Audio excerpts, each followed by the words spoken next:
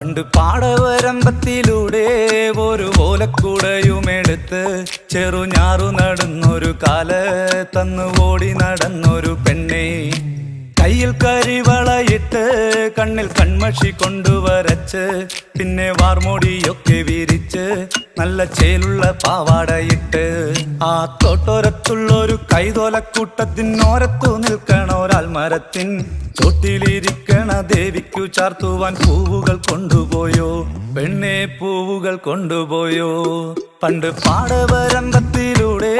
ഒരു ഓലക്കുടയുമെടുത്ത് ചെറുഞാറു നടന്നൊരു കാല തന്നു ഓടി നടന്നൊരു പെണ്ണെ, കയ്യിൽ കരിവളയിട്ട് കണ്ണിൽ കൺമഷി കൊണ്ടുവരച്ച് പിന്നെ വാർമോടിയൊക്കെ വിരിച്ച് നല്ല ചേലുള്ള പാവാടയിട്ട്